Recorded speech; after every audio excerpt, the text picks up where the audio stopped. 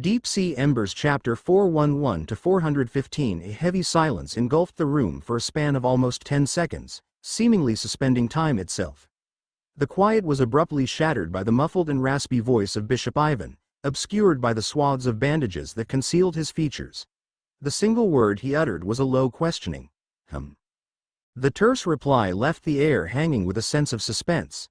"You've certainly caught me off guard with your response," he remarked, a note of surprise threading his voice.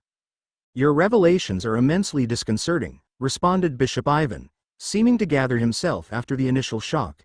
With a determined straightening of his back, his voice took on a serious and uncharacteristic gravitas. "Are you implying that Frost's valuable metal ore deposit ran dry several decades ago? Is that the shocking truth that you discovered in the depths?" "Exactly," she agreed. "At the very bottom of the second waterway, there exists a sealed door. This door, I presume, was put in place by the first generation of City Hall officials. Concealed behind this door is a mine that appears to have been significantly depleted. Given its location, it was likely the richest section of the mine and theoretically the last to be mined."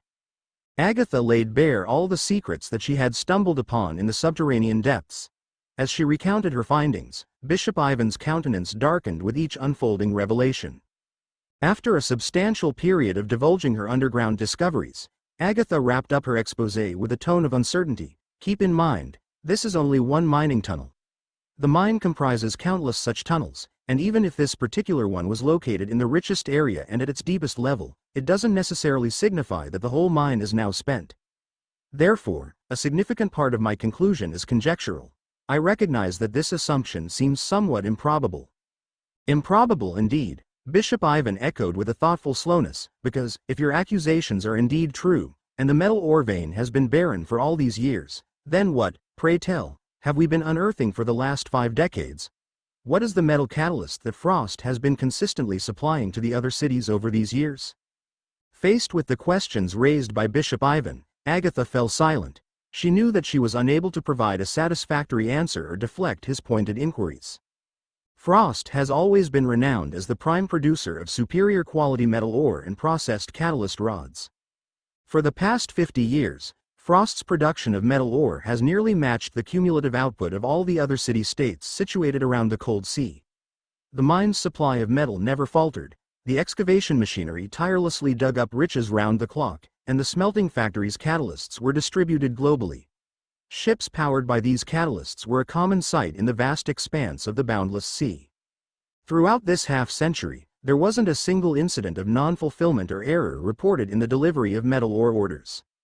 If it was indeed true that the vein had been depleted years ago, the implications went far beyond just the Frost mine issue. The question then arose: what were all those ships sailing the boundless sea using as fuel in their steam cores? Ghosts? Following a substantial period of silence, the only sound in the room was a low sigh from the gatekeeper. "If contamination is to blame for this too, then our world has truly descended into a state of shocking absurdity. Our world has always been awash with absurdities, but perhaps you've indeed unearthed something pivotal this time," Bishop Ivan intoned, shaking his head slightly. "We mustn't waste time pondering whether your theory is a long shot or not. From a logical standpoint, the contradiction between the supposed long-exhausted mine and its persistent output could be intertwined with the current anomalies plaguing our city-state. However, according to the evidence we previously had at our disposal, the current anomalies were instigated by the followers of the Annihilation cult," Agatha pointed out, her eyebrows furrowed in thought. "What could be their possible connection with the mine? They may not have a direct link to the mine itself. They might have merely exploited the situation and instigated this crisis," Bishop Ivan proposed, his mind racing through possible scenarios. His extensive life experiences, particularly his past interactions with cultists, assisting him in entangling this complex conundrum. "It's highly improbable that heretics could infiltrate the city-state undetected for such a long span of time, especially considering the ore depletion could have occurred during the Queen's reign. The hunt and elimination of heretics were far more thorough in that era, and no cultist could possibly have evaded the vigilant watch of the Frost Queen." In the middle of his hypothesis, the elderly bishop paused and abruptly asked, "You mentioned earlier that Governor Winston claimed ignorance about the existence of that deeply concealed door in the second waterway?" Agatha confirmed his query with a nod, stating, "That's what he professed. His claim strikes me as suspicious, Bishop Ivan responded, shaking his head with a hint of doubt. Surely, the early establishment of the first city hall was somewhat chaotic, but such a considerable oversight during the transition between the initial governors and their administrative teams seems implausible, particularly in regards to a secret of such substantial importance and sensitivity. Are you suggesting that Governor Winston might be concealing something from me? Agatha furrowed her brows, her confusion apparent, but what could his possible motive be? I can't say for certain. He might be attempting to maintain City Hall's authority. There could be larger implications hiding behind this secret, or he could even be manipulated by someone else.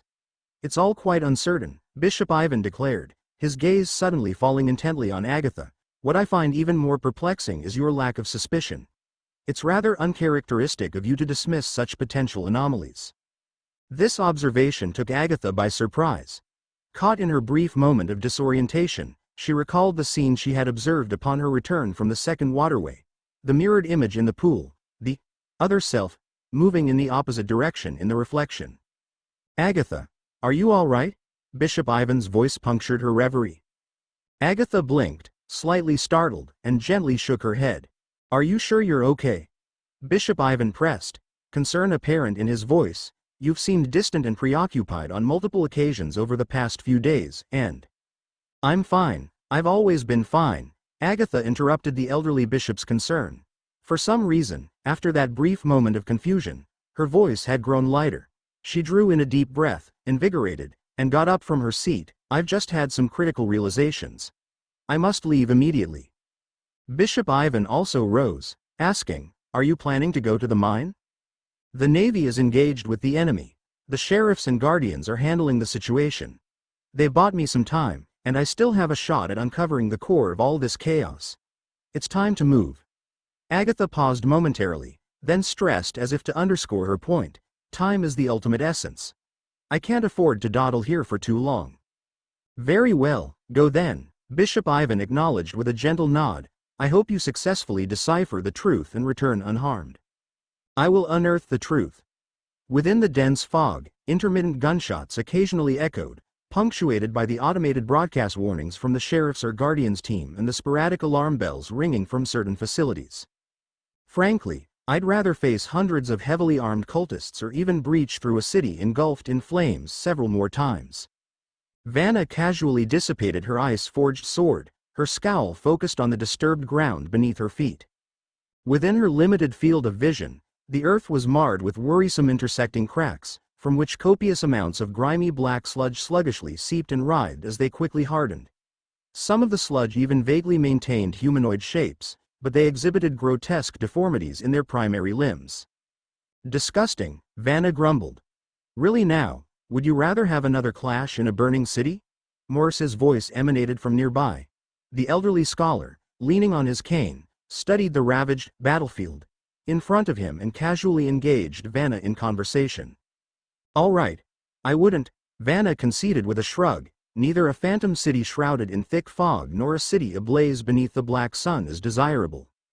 As she spoke, the dense fog shifted, and a towering figure abruptly emerged from the mist behind Vanna.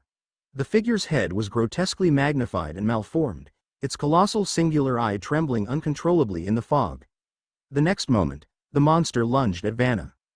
However, the Inquisitor didn't turn around. Instead, she stamped the ground with such force that an unseen shockwave pulsed outward.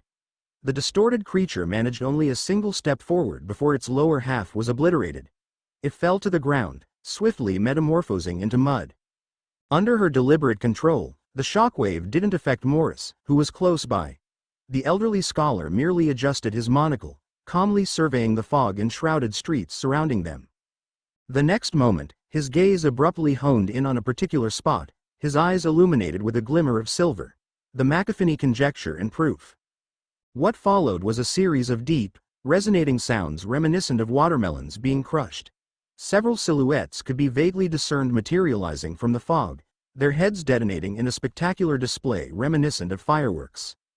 The fortunate aspect is, these inferior duplicates have managed to replicate some degree of cognitive ability, forcing their manipulators to exercise more thought. Morris withdrew his focus, the silver gleam in his eyes gradually dimming. I was initially apprehensive they were all chaotic shells, against which the power of knowledge wouldn't have been particularly effective. Vanna cast a somewhat odd look at the monstrosities whose heads had exploded into mud in the distance. She then turned her gaze to Morris. "When you tutored me, you never implied that the power of knowledge was this potent." "I reckoned back then that this path wasn't apt for you," Morris responded nonchalantly. Vanna. Miss Inquisitor briefly felt as if she was the subject of mockery, but after recalling her examination results from those years, she chose to maintain her dignified silence. "Are there any more of them nearby?" she inquired in a low tone, her vigilance unwavering. "Not at present," Morris shook his head. He was persistently aware of their surroundings. When those monsters emerged from the fog, their tumultuous thoughts would first manifest in his perception, since their thoughts were as conspicuous as a beacon of light in the dark to his keen senses. Few individuals possess the ability to deliberately control their thoughts, hence in the domain of sentient being detection, none could surpass the saints of the God of Wisdom. "It's a relief there aren't any in the vicinity for now, though I expect new ones will likely materialize soon," Vanna sighed, subtly stretching her limbs. "Did you observe? There's a higher concentration of these counterfeit creatures in this direction, and their aggression seems noticeably greater than elsewhere?" "You've observed that too?" Morris raised an eyebrow. "It seems my suspicion was on point." "You're implying the counterfeits that materialize from the fog aren't all aimlessly wandering. Some of them are being orchestrated by a puppeteer concealed behind the scenes." Welcome to Fanfic Audiobook, your go-to place for immersive audiobooks. If you enjoy the content, don't forget to like the video and subscribe to our channel for more amazing stories. As soon as Vanna and Morris began their descent from the towering mountaintop, they found themselves engaged in a relentless battle against counterfeit monsters. These beasts, formed from the elemental constituents of the environment around them, were born of the dense, disorientating fog that engulfed everything in sight. The number of these abhorrent creatures that they'd slain was already lost to memory, but one harsh truth was inescapable.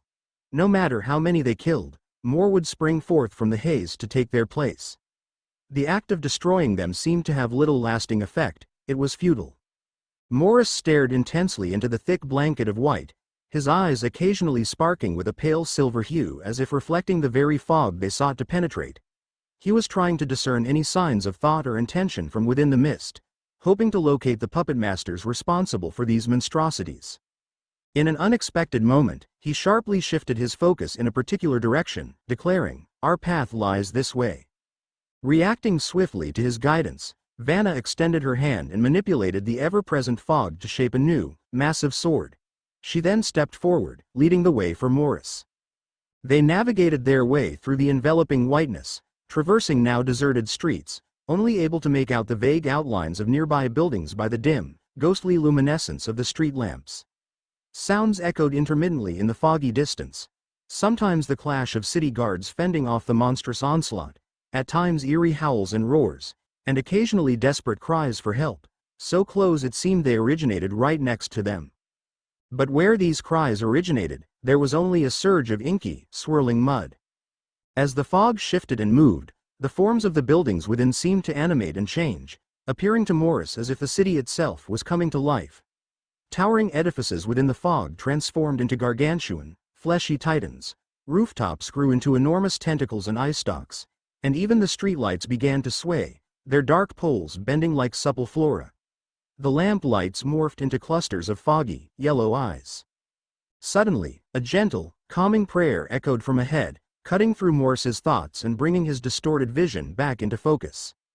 Vanna was muttering the prayer under her breath, her form enveloped in layers of radiant light that disturbed the oppressive fog. "Keep your guard up," Vanna warned, not turning her head as she finished her prayer. "Something within the fog has the ability to manipulate our perceptions. We've been submerged in this fog for too long." Morris responded with nonchalance, "It doesn't really matter. I'm used to occasional run-ins with illusions and auditory hallucinations." "Your mental health should certainly be a topic of conversation next time I speak with Heidi," Vanna retorted. At the mention of Heidi's name, Morris's lips twitched as if ready to counter, but at that exact moment, a whirl of mist blew in from the side. His vision was momentarily blurred, and when it cleared, Vanna was nowhere to be seen. The seasoned scholar stopped in his tracks at once, alertness creeping into his voice as he called out into the thick, shifting whiteness, "Vanna?" The fog gave no response, instead rippling ominously in the still air around him. Tension gripped Morris as his senses sharpened, and he quickly scrutinized the environment encircling him. Seemingly out of nowhere, he could only discern the endless expanse of the pale, cold fog. The faint outlines of buildings that he had been using as navigation markers were now missing from sight. Even the dim streetlights that provided a fragile semblance of direction were no longer visible. Immersed within this chaotic, hazy void, his attention was abruptly drawn to a disturbing sight. A massive, daunting shadow loomed within the vapor, mimicking the dimensions of a towering skyscraper. But upon closer inspection, it possessed a subtly rhythmic sway, reminiscent of the tentacle of a monstrous sea creature stretching from the sky to the earth, stroking the earth below it with a dread-inspiring grace. Morris found himself inexorably drawn to this phantom silhouette, hypnotized by its tantalizing aura as if it held the key to unlocking secrets hidden deep within its formidable shadow. Yet, in the next moment, he furrowed his brows and shook his head in a sharp, dismissing gesture. There were no truths hidden within this apparition. It was merely an illusion designed to ensnare the unwary mind. "Huh?" A voice suddenly cut through the haze, a note of surprise clear in its tone. Without missing a beat, Morris turned towards the source of the sound. He noted that the gigantic illusion had vanished, and in its place, a tall, slender figure was slowly materializing from the fog. "It's surprising that you remained unaffected." The figure solidified into a middle-aged man dressed in a dark blue coat, clutching a large black book in his hands. A chain of pitch black color extended from his neck upwards into the air, culminating in a creature that bore a striking resemblance to a jellyfish. It pulsated rhythmically, expanding and contracting like smoke, eerily floating in the air above him. Choosing to stay silent, Morris fixed his gaze intently on the man and the smoky jellyfish, attached to him, ready to react to any potential threat. "Don't be so tense, old man. I don't mind engaging in a conversation with you. After all, the day of final arrival is upon us, and I have plenty of time." The man spoke with surprising calmness, even offering a casual smile. "I'm genuinely curious as to why you weren't affected after witnessing the form of our master. You can perceive these illusions, which proves your spiritual vision is not lacking, but you didn't lose your sanity?" "Apologies, but my mind has always been resilient. It's not easily disturbed by mere illusions," Morris responded, maintaining his composure, silently invoking the name of Lahem within his mind. "Where have you taken my companions?" "Let's not worry about others for now, old man. You." The eerie calm surrounding the cultist was abruptly broken as Morris narrowed his eyes and thrust his hand towards him, his voice resonating with the power of intellect, Romansov's inequality system. A torrent of knowledge was compacted into mere words, and a staggering amount of information was instantaneously injected into the target's cognitive faculties. The cultist's form wavered momentarily as though assailed by intense pain, and his gaze dropped to the ground. However, just as Morris braced himself to unleash a second mental onslaught, a potent sense of caution set off alarms within his heart. He hastily sealed his lips and suppressed his train of thought. Simultaneously, he saw the cultist raise his head, his eyes shimmering with a trace of mockery. His mental assault had rebounded, and a wave of dizziness immediately engulfed Morris. Fortunately, his quick reaction helped mitigate the severity of the disorientation. "What a pity," the cultist spread his hands, looking at the unsteady scholar with mock sympathy. "It appears I'm not so susceptible to this." Boom. His taunting words were cut short as the smoky jellyfish floating behind him started to contract at an alarming speed. The very next moment, as the jellyfish expanded explosively, a gargantuan black fireball materialized in front of the cultist. The fireball cut through the air with a deafening roar and crashed into the spot where Morris had been standing moments before. A dark cloud of smoke erupted from the point of impact, causing even the surrounding dense fog to ripple violently. The cultist, the agent of destruction, gazed at the lingering smoke and shook his head in feigned regret. "So many shells have been obliterated by cognitive impacts. Did you really think I would expose myself without any safeguards? Unfortunately, knowledge doesn't necessarily equate to wisdom." Clang! Crack! The sudden sound of an object striking the ground interrupted the cultist's self-satisfied monologue. His eyes instantly widened, and with a swift incantation, he summoned a whirlwind to clear the black smoke. Before him lay the shards of a shattered prism. The fragmented surface of the prism still faintly reflected Morris's image. A prism? Optical deception. The realization dawned on the cultist almost immediately. In the very next second, his gaze was drawn towards a particular direction. Then, almost simultaneously, Morris's figure emerged from seemingly solid ground.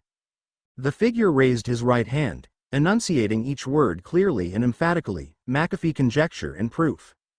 However, this time, the cultist, who existed in symbiosis with the smoky jellyfish, didn't even flinch. No longer concealing his true strength, he reached out to grip the floating chain behind his neck, tapping into the power of the sinister entity while keeping his eyes firmly trained on the elderly scholar not far away. I apologize. Actually, I am a graduate of the Department of Mathematics at the Central University of Mach City. Click. The crisp sound of a gun's inner workings echoed in Morris's ears. Almost simultaneously, a second Morris materialized behind the cultist, pressing the cold barrel of a revolver against the man's skull. Bang! With the deafening gunshot, the body with a bullet-ridden brain slumped to the ground, and the sinister entity that lived in symbiosis with it rapidly dissipated, wailing in its final moments. You neglected to mention your university degree earlier. The elderly scholar blew away the smoke curling from the gun barrel, shaking his head as he stowed the revolver away. Before him, the illusionary, Morris, started to evaporate like morning dew. Where the mirage faded, a tiny crystal prism tumbled to the ground, shattering upon impact. Morris looked at the broken prism with a hint of regret, using his walking stick to prod disdainfully at the lifeless body of the cultist. You wasted 2 of my prisms, including your university education. As he spoke, the surrounding fog began to stir once again. The scenes encapsulated within the haze underwent rapid transformations, and the silhouettes of the previously vanished buildings and streetlights started to resurface in Morris's vision. He then saw Vanna sprinting towards him from the side. Are you okay? Vanna hollered worriedly even before she had reached him. You suddenly disappeared. I was under the impression that you had disappeared. Morris gestured dismissively. It seems to be some sort of transient illusion. Wait. Something suddenly struck him, halting his words, and Vanna too abruptly stopped a few meters away. First, let's confirm if we're real. They echoed each other's words. They exchanged glances, and again, simultaneously, they shouted, "Code vanished." It appears we're authentic. Morris nodded after ascertaining that neither of them showed any anomalies. Caution always pays off. For the first time, Vanna noticed the cultist's corpse sprawled on the ground. Her gaze flickered subtly. Did you take care of this? Crossed paths with a well-educated individual, Morris nodded. We engaged in a scholarly debate, and, fortunately, I had a more effective resolution method. Vanna, taken aback, could only respond with a puzzled. Even though Vanna and Morris had been extensively acquainted, her impression of him had always been of a quiet, studious gentleman. Back in their homeland, Morris, an elderly scholar, had dedicated the bulk of his time to teaching in the classroom. The rest of his hours were spent either immersed in the vastness of the library or lecturing at various other educational establishments. Due to his academic commitments, Vanna hardly ever had the opportunity to grasp the more peculiar, supernatural, aspects of this venerable man's character. Yet, when they commenced their journey on the vanished, Vanna began to discover a whole new facet of Morris. She started to comprehend the reliance of these seemingly innocuous scholars, devout followers of the God of wisdom, Lahem, on something quite unusual for conducting their scholarly endeavors. She was getting a glimpse of one of the riskiest professions in their world, the relentless pursuit of knowledge. Upon reflection, this seemed only logical to Vanna. Scholars were expected to have special and powerful abilities, considering the various entities in this world vying for knowledge, ranging from malevolent demons to spiritual illusions. Overwhelmed by this insight, Vanna massaged her temples in an attempt to quell the flurry of thoughts. She muttered under her breath, "So you're this powerful. Had I realized this earlier, I might have dedicated myself more to my studies." "No, you were too far behind," responded Morris, shaking his head, his face showing no emotion. "Physical training suits you better." Caught off guard, Vanna retorted, "At least I was able to graduate from Plan's University." Casting a glance her way, Morris dryly commented, "1/3 of your credits were for athletics, another third for religious studies." The comment left Vanna speechless. After a few seconds of silence, she looked around at the fog that encircled them, Awkwardly trying to navigate the conversation away from this sensitive topic, the cultist you took care of, was he controlling those fake creatures? Morris shook his head. He was probably just one of many controllers. Did you hear the noises from the other districts? The entire city-state is infested with such creatures now, and it's anyone's guess how many cultists have slipped into the real world in this dense fog. I fear we won't be able to eliminate all of them. Vanna nodded gravely, readying herself to say something else when she caught something unusual from the corner of her eye. With a soft gasp, she darted towards the dead cultist. Squatting down to inspect the body, she reached out and gripped the collar of his shirt, tearing it open without a second thought. Underneath the cultist's torn clothing, his flesh was disintegrating and writhing, presenting a sight akin to being soaked and stained in pitch-black mud. As the life force left the body, the mud's movement perceptibly slowed, appearing to gradually dry out. Is this another imposter? Vanna's eyes bulged in disbelief as she grappled with the unexpected discovery. These cultists, do they actually transform their own kind into doppelgangers? It's not as simple as that, responded Morris, his brow furrowed in deep contemplation. He too was thoroughly examining the deceased cultist's body, recalling the specifics of their recent encounter. After a thoughtful pause, he slowly shook his head. I sensed his thought patterns, which were distinct from those of the counterfeits. These fake entities display a noticeable discontinuity in their cognitive processes, a hallmark of human uniqueness.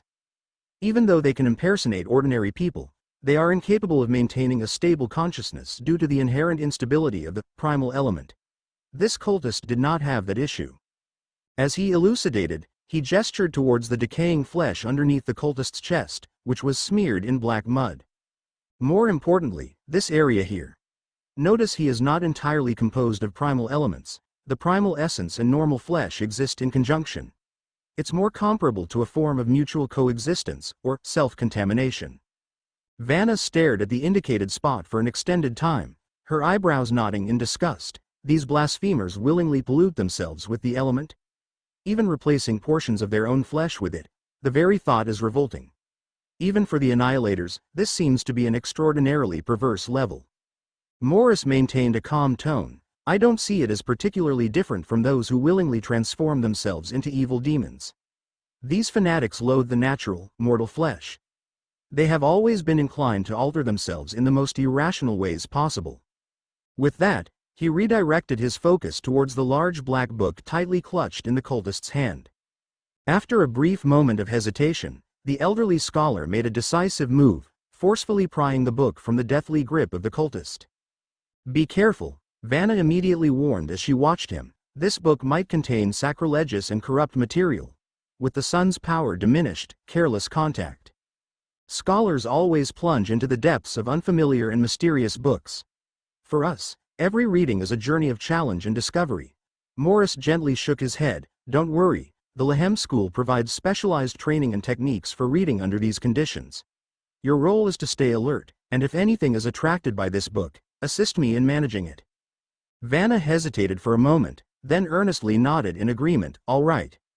Morris acknowledged Vanna's concern with a grunt and then performed a brief, silent prayer. Reaching into his pocket, he retrieved a small vial filled with an herbal powder. He proceeded to scatter half of it on the ground before setting it alight, then dusted the remaining powder over the mysterious book laid out in front of him. Checking the status of the colored stone bracelet adorning his wrist, Morris solemnly settled himself down, positioning the enigmatic tome on his lap. The cover of the book was a deep, impenetrable black void of any text or emblems on its surface. Barely discernible complex web-like patterns were engraved on the tough outer cover, giving no indication as to its origins. Morris gently lifted the cover of the book to examine the contents within. Meanwhile, Vanna deliberately diverted her gaze, making every effort to evade any potential influence from the book. A slew of chaotic lines and symbols unfolded before Morris's eyes. At first, Morris found the complex array of symbols and lines challenging to interpret. They didn't match any language or ancient script he was conversant with. However, as he attempted to turn to the next page, the markings within the pages startlingly came to life. The ink metamorphosed into animate, writhing entities, scampering within the paper's boundaries. This sudden animation of the characters engaged Morris's attention, and within a mere few moments, he began to discern the narrative buried within the pages. The symbols and lines twisted and gyrated at a rapid pace. Every element on the pages trembled under his gaze, and the conveyed knowledge was etched directly into his mind. An instinctual thought flashed across Morris's mind, triggering the protective and stress response mechanisms hardwired into his subconscious. In the next instant, his primary consciousness detached itself, his rationality strengthened, and he became an observer. From a remote, ethereal viewpoint, he was able to observe his self in the real world while calmly and clearly scrutinizing the content emerging in his brain. The Council of the Forgotten Kings met time and again, solidifying the initial plan. Those forsaken, their flesh would disintegrate under the light. After reading only these 2 sentences, the illusionary projection of Morris abruptly furrowed his brow. This was reminiscent of a note brought back by a young informant named Crow, when the captain initially led the team to explore the second water route. It was that cryptic, unidentified, and suspected ancient record of a holy text. A subtle change swept over Morris's eyes, and he instantly compelled his body to flip through the pages. His eyes absorbed the blasphemous and distorted text, building corresponding knowledge-based memories in his mind. He then inspected this content from the perspective of an observer within his head. As Morris delved deeper into the holy text, he discovered that, indeed, the passages followed those recorded by Crow, though they appeared as fragmented sentences. Following the departure of the Forsaken clan, the formation of the universe proceeded according to plan, with the Forgotten Kings embarking on the creation of the original and ultimate blueprint. However, the initial design was promptly abandoned, as the ripple effects of the Great Annihilation continued to disrupt the mortal world. The kings amalgamated dust into stone, and stone into celestial bodies, but these stellar creations crumbled and shattered, unable to withstand the trials. The king of the Pale Giants, referred to as Ta-Rigen, fell during the first extended night of Genesis. The kings then initiated the design of the second blueprint. They chose one from among them to play the role of the creator. The first selected was the Dream King, also known as the King of Knowledge and Memory, a mighty being who had demonstrated true feats of creation. But the second design also faltered, and so the Dream King was torn apart during the second extended night of Genesis, with a fragment of him clinging to the periphery of the real world. The execution of the third blueprint was assigned to another king, referred to as the King of Darkness, or the Master of the Swarm. He is the collective sovereign of innumerable formless entities, holding the power of creation and the reversal of creation. In truth, he is also known as the Elder Brother of Wisdom. The King of Darkness commenced his work. During the third extended night, he bestowed the blueprint upon the swarm and appealed for assistance from the remaining clans. To prevent meeting the same fate as the Dream King and the King of the Pale Giants, he fragmented the blueprint, replacing the multitude of nations in the mortal world with 1,200 city-states. He delegated governance of the first 10 cities to a specific clan, bestowing upon them the title, Crete. The third extended night hence passed peacefully. This was seen as a positive outcome. However, the Forgotten Kings took issue with the King of Darkness's amendment of the blueprint and obstructed his path back to the Holy Throne. However, the clan of the 10 cities expressed gratitude to the King of Darkness. Fearing to praise this king openly before the other kings, they conferred upon him a different revered title. They referred to him as the Holy Lord, also known as the Nether Lord. With an explosive resonance that seemed to resonate through the deepest recesses of Morris's mind, a sense of disorientation instantly gripped him. Despite his prior measures of consciously isolating his primary thought processes and cementing his mental strength, the intense shockwave that seemed to invade his very soul left him in disarray, wavering beneath the ensuing tsunami of information. In a split second, his psychological perspective, previously positioned by his physical form, began to whirl uncontrollably. His mental vision blurred, preventing him from seeing the words he had formed within his mind. All he could perceive was an unending, swirling fog, within which the sentences he had just consumed were akin to a chaotic swarm of bees. They ruthlessly attacked his memories, gnawing and ravaging, tearing at the very fabric of his personality. There was a moment when he couldn't even remember his own name. The sole thing that endured in his memory was the title he'd glimpsed in the last instant, the Nether Lord. The following moment, an external influence suddenly halted his overwhelming disorientation. Morris experienced his consciousness being tugged back into reality by an inconceivably mighty force. During this abrupt return to consciousness, he witnessed numerous lights, akin to an array, emerging within the dense miasma, the largest among them casting a red glow. This spectacle appeared to be a fleeting gaze from the god of wisdom, Lahem. Yet, just a second later, these luminescent figures vanished swiftly, transforming into colossal waves that crashed toward him. The waves then morphed into a cloud of dust which imploded before his very eyes. The delicate, pale ashes, reminiscent of holy saints, showered down upon him. Subsequently, the pale dust ignited mid-descent, morphing into a rain of fire, from which countless intense and red flames coalesced, bearing down on him with the intent to incinerate his very being. Yet, just as the red flames were about to engulf him, Morris noticed the fire's hue shift to an eerie green. The previously explosive inferno transformed into a calm, gentle flame, settling around him. A solitary flame made contact with his shoulder, the impact mimicking a forceful slap. In the following second, he jerkily opened his eyes, realizing he had been returned to his corporeal form. The enforced procedures of isolating his consciousness and solidifying his mind abruptly concluded, catapulting him back from the precipice of insanity into reality once more. As his consciousness regained its normal state, Morris rapidly closed the black leather-bound book, battling the urge to delve in once more. His action was swift but not swift enough to prevent the book from flipping through several pages before it was fully shut. Out of the corner of his eye, a phrase was etched powerfully into his sight. They were words imbued with a fervent obsession akin to a dying person's final wish. "We will eventually return to that pure and holy origin." The black, leather-bound book was now securely shut. The residual image of the last words he had glimpsed lingered in Morris's mind as he sucked in ragged breaths. Immediately picking up on the abnormal situation, Vanna quickly moved towards Morris in just a few strides, concern etched on her face. "Are you okay?" she asked. "Just a scholar's routine," Morris replied, attempting to steady his uneven breaths. Tackling lethal knowledge and emerging on the other side. He extended a hand towards Vanna, reassuring her, "I'm fine, I'm still me. Help me get up." As he steadied himself on his feet, he queried, "How much time has passed?" "Just a few seconds," Vanna responded, nodding to reinforce her statement.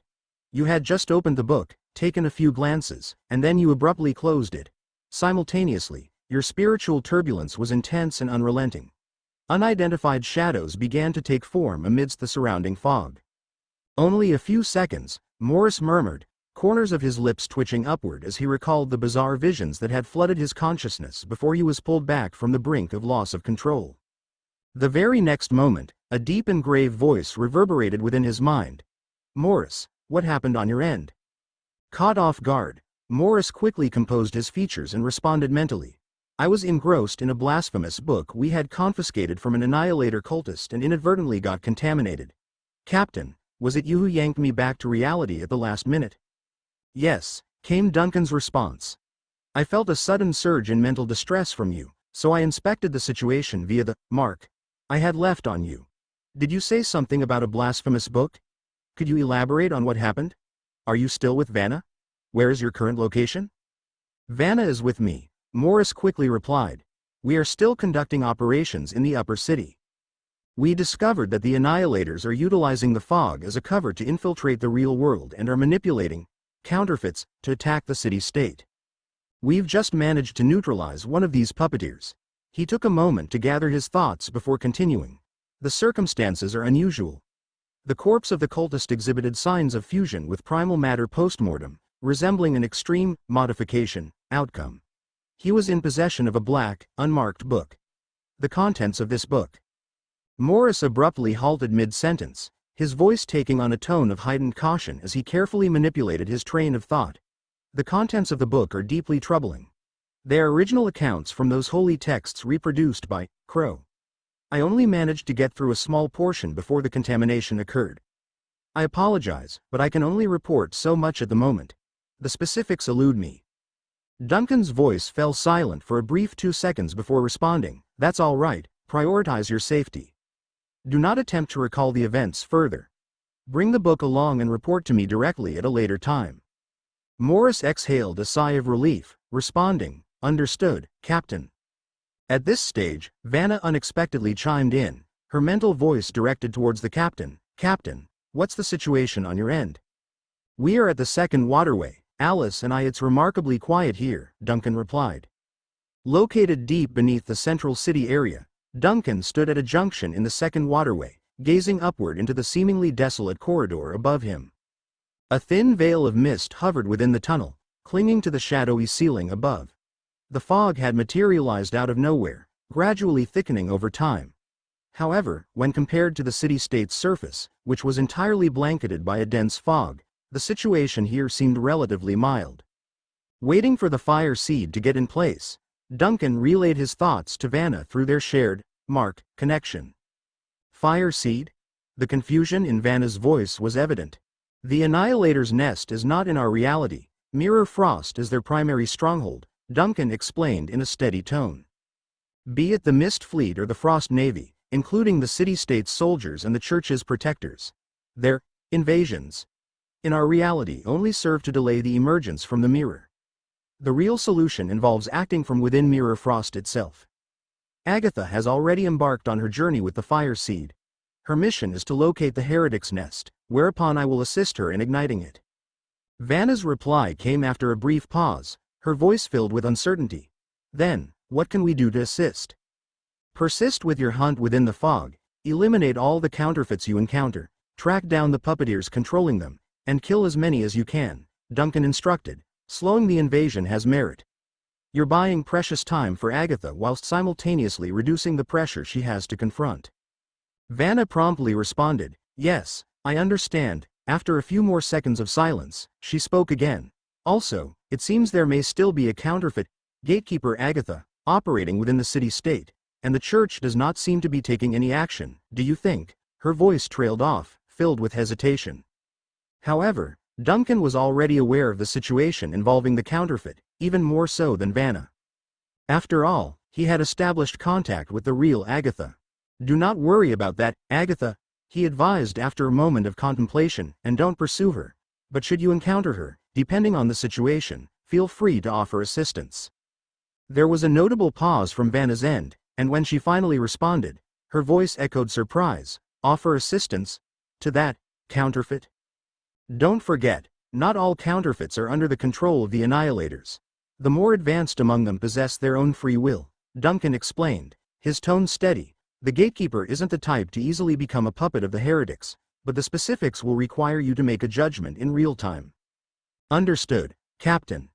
Vanna's reply this time carried an unusual degree of solemnity, as though her role as an inquisitor had, at this moment, found an unexpected resonance with that of the gatekeeper. After concluding his connection with his subordinates, Duncan took a shallow breath, raising his hand and igniting a small flame at his fingertips. He stared at the tiny blaze, and after a moment of quiet contemplation, he murmured, Agatha, do you genuinely believe she will act according to your expectations? From within the flame emerged a chilly, raspy voice. Yes. And why are you so sure? Duncan questioned. Because I have faith in myself. Even so, she's merely your duplicate, Duncan calmly retorted. There will inevitably be minute discrepancies between you two, which could lead her to make different decisions from yours. Yet you didn't instruct your subordinates to eliminate that threat, Agatha countered. You too have faith in my judgment. Duncan remained silent for a few seconds before heaving a soft sigh.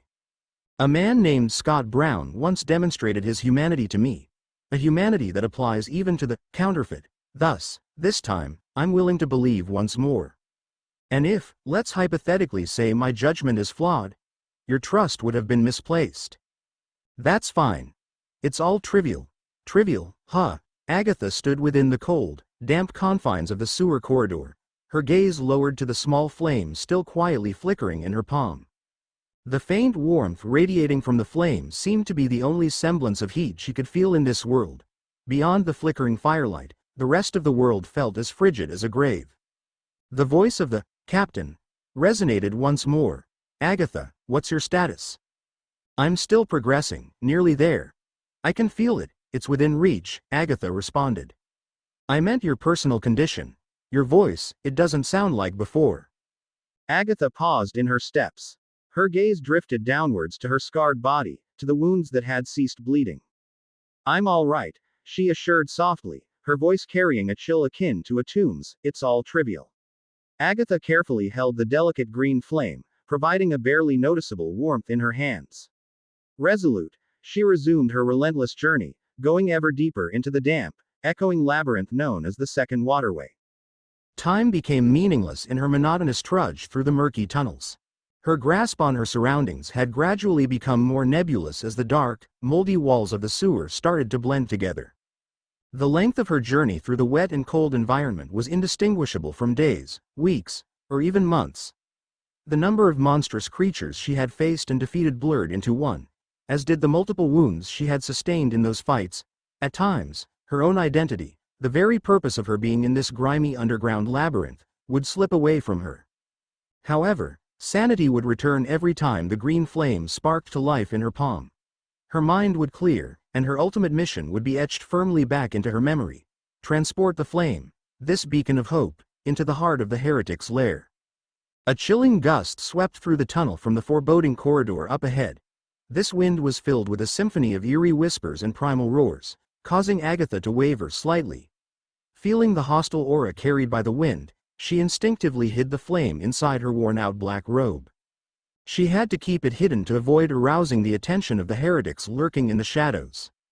Raising her eyes to the obsidian blackness, Agatha made out the unsettling shadows moving like a dark sea stirred by the wind. The gas lamps adorning the corridor walls had been reduced to a feeble light comparable to the luminescence of glowworms. A disgusting black sludge began to ooze out from the cracked roofs and rusted grate pipes, squirming and congealing into grotesque shapes, whispering in a nauseating chorus. Agatha brandished her staff, battle-scarred just like her, feeling a surprising surge of renewed vigor coursing through her veins, pushing the nagging fatigue to the back of her mind. She stared at the vile muck churning in the darkness, thumping her staff against the dank stone floor and sending a reverberating bell-like chime. Boom! The lift creaked in protest, its car swaying rhythmically as it began its descent into the Stygian depths of the mine. A guardian soldier standing on the edge of the lift suddenly jerked his head up, his voice tinged with bewilderment as he questioned his comrade. "Did you hear something just now?" "It was like a boom," the other guardian replied, uncertainty marring his features. He instinctively turned his gaze towards the gatekeeper in the center of the car, hesitating before adding, like. What he intended to say, but couldn't muster the courage to, was that the sound was reminiscent of the gatekeeper's staff ringing the death bell before their purging campaigns against the heretics. The gatekeeper was present, serenely meditating with her eyes shut. Seemingly overhearing her subordinate's conversation, Agatha slowly opened her eyes.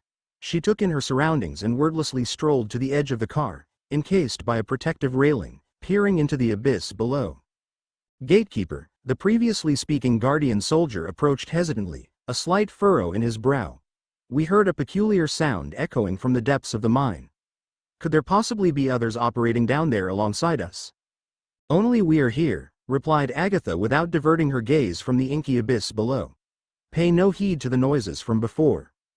With that, the subordinate retreated, leaving Agatha alone with her thoughts, her gaze still fixed on the nebulous darkness below. They were in a massive metal mine, which served as the primary vertical passage to the lower excavation areas. Even in this spot, buried deep within the bowels of the mountain, the fog was omnipresent. Under normal circumstances, fog would not permeate such an environment, but this ethereal mist was no ordinary natural phenomenon. It was as if some unseen supernatural force had set it into motion, seeping into every nook and cranny of the mine. In places where the light dimmed, and the earth swallowed the surroundings, the fog seemed to materialize from thin air, enveloping everything in sight.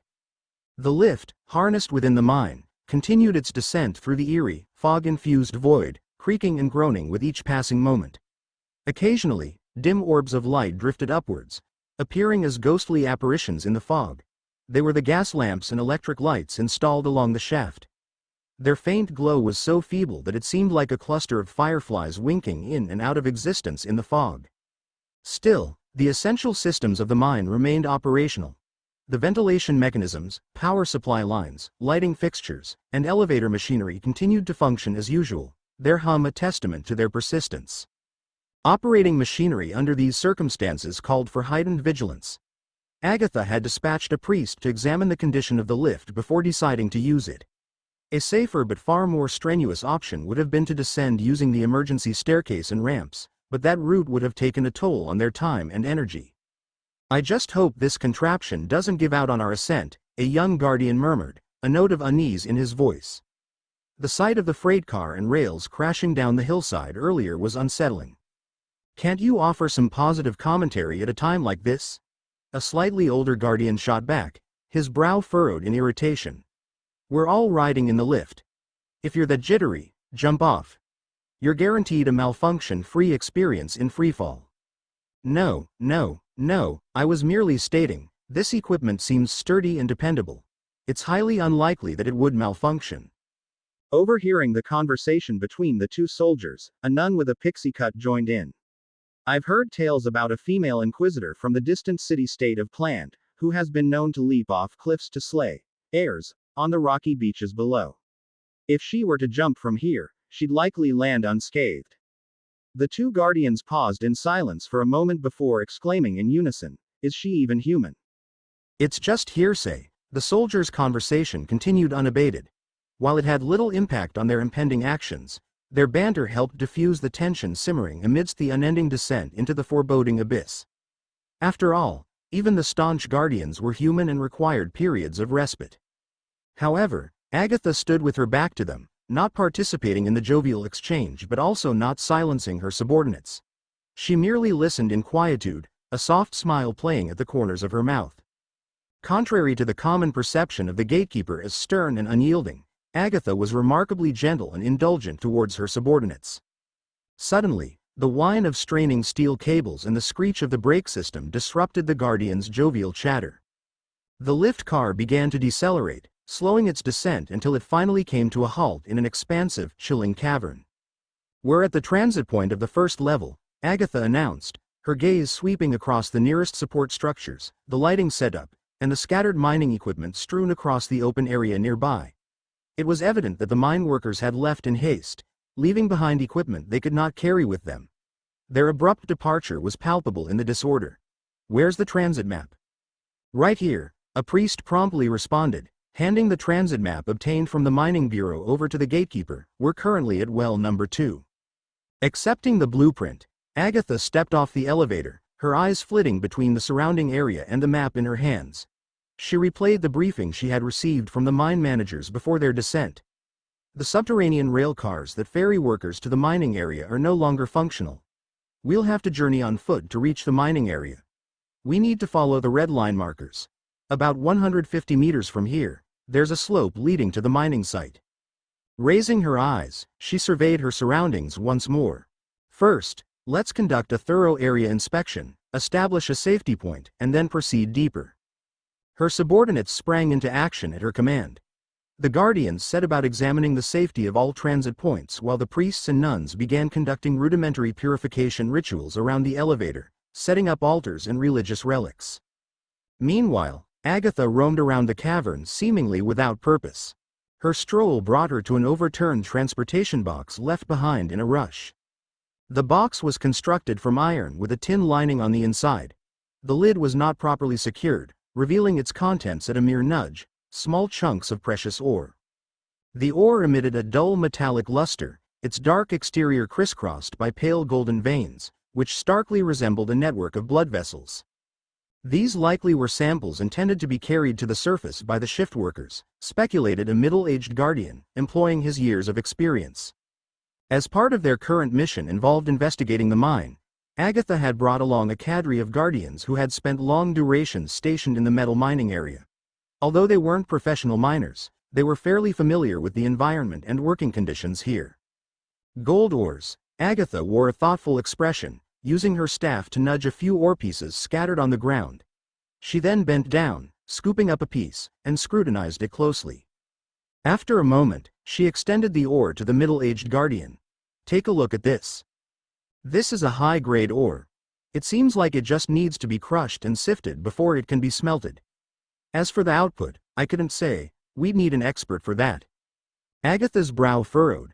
"So, it's just as it appears? No complications?" "I can't find any issue. It's just plain gold ore," replied the guardian candidly, then appeared slightly puzzled. "Do you suspect something?" In response, Agatha silently picked up another piece of gold ore, studying it for a while before softly declaring, "What I am about to suggest is purely speculative, but it is also strictly confidential. Only those involved in this operation should be aware, and it should only be shared after we descend further into the mine." The guardian facing her looked surprised for a moment, but his expression quickly shifted to grave seriousness. Each cleric deemed fit to accompany the gatekeeper on a mission, whether they were guardians, nuns, or priests, had been carefully vetted by the church.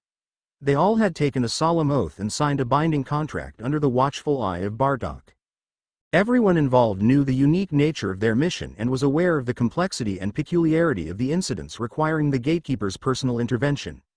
In such operations that ventured into the unknown, anything could become a secret.